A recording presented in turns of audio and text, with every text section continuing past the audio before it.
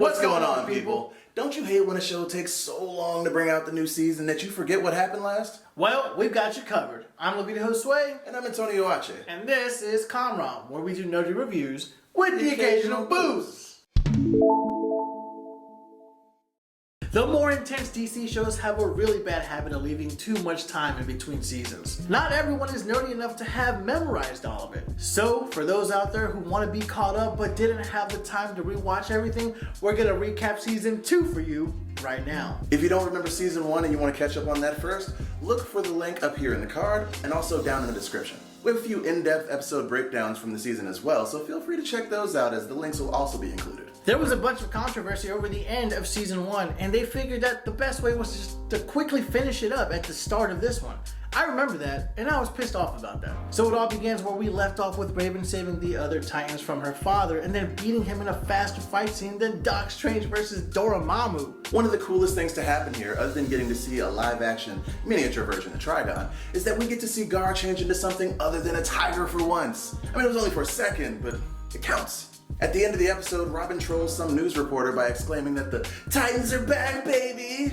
And this pisses off the previously retired Deathstroke. That episode closed with Bruce allowing Dick access to Titan's Tower again, but only if he takes Jason Todd with him so he can train and just be better. So he agrees and takes him, Rachel, and Gar to SF to train to turn them into the next generation of Titans. Months down the line, the other original Titans had all split off to do their own thing.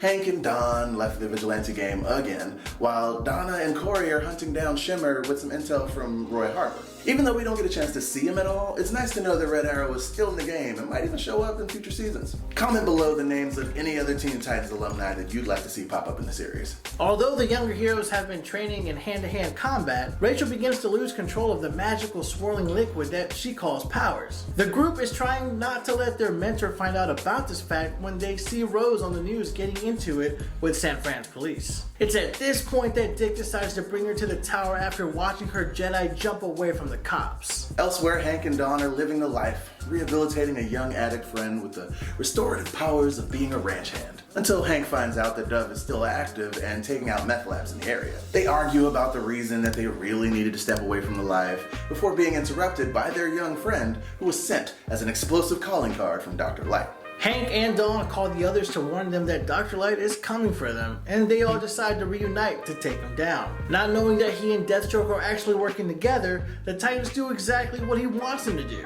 Jason tries to prove that he can be an asset to the team and ends up getting kidnapped to be used as a trade for Slade's daughter, Rose. The next episode shows us that Deathstroke and the Titans' beef began with Slade killing Aqualad while trying to kill Donna's Amazonian elder. After which, the team decided to do whatever it takes to kill him, even if it means using his son Jericho. The OG Titans and Corey all go back and forth about whether to trade Rose back to her dad for Jason. And the kids overhear the conversation and Rose makes a run for it. Rose fights off Hank and gets dish-ragged by Rachel, which is where we find out about her intense healing factor, thankfully. Once she's recovered, they tell Rose that she can stay and that they plan to lie and actually jump Deathstroke when they meet him. But in all actuality, Dick approaches him alone and is properly getting his ass whooped until Corey comes in to help even the odds. That whole fight culminates in Deathstroke dropping Jason several stories to what would have been his death if Superboy hadn't saved him. That's right, Superboy popped out of nowhere, and then they did the Tarantino thing, which shows us how Connor got to be in the position to save Jason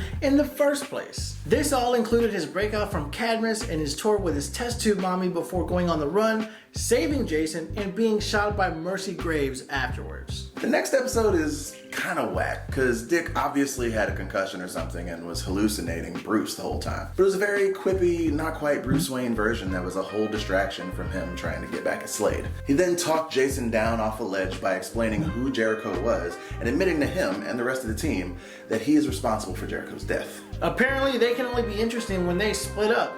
So the team gets all mad at Dick and dips out like they didn't play their own parts in involving Jericho in the first place. This leaves Gar guarding the tower until Connor wakes up and goes all newborn with attitude on the local police. Dick first decides to leave the area and then inexplicably chooses to get arrested for roughing up a bunch of TSA officers. Goes to prison, has an epiphany about heroism, breaks himself and others out of jail, all while Gar and Connor are getting abducted from Titan's Tower. Cadmus screwed up our boy guard real good, to the point where they could trigger him to pull a bloody roar at a moment's notice. And they make him do it on the unsuspecting public. Mercy Graves then sends Connor to take down guard to show his worth to anyone trying to bid for him in this seedy auction she started. The newly minted Nightwing debuts his costume and teams up with Rose, who's now fully suited up as Ravager, to take down Deathstroke. Ravager then kills Deathstroke and takes Jericho into her own mind. While trying to stop both Connor and save civilians, Donna is killed by some electricity, I guess? So they pack her up and ship her off to Themyscira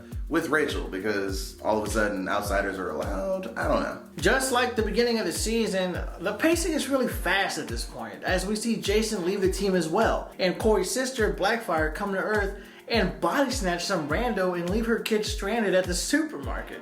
What the fuck's going on here? So far we've seen costumes for Blackfire, Red Hood, and Starfire, and there's no telling who might make a surprise appearance. With Red Hood involved, that means that those images in the trailer are going to directly lead to the Joker offing off Jason Todd and him coming back all in the same season. Seems a little quick to me, but we're here for all the costume goodness they have for us in the 13 episodes that season 3 will bring. If you all still haven't yet, subscribe and hit the bell so you're notified the next time that we post another video about the Titan series. Yeah, make sure you give this video a like, and until the next time when we find out just how bad HBO Max rushes through the Death in the Family storyline, I've been Antonio Ache. And I'm Levita Josue, and this is Comrom, where we do nerdy reviews with the occasional boo.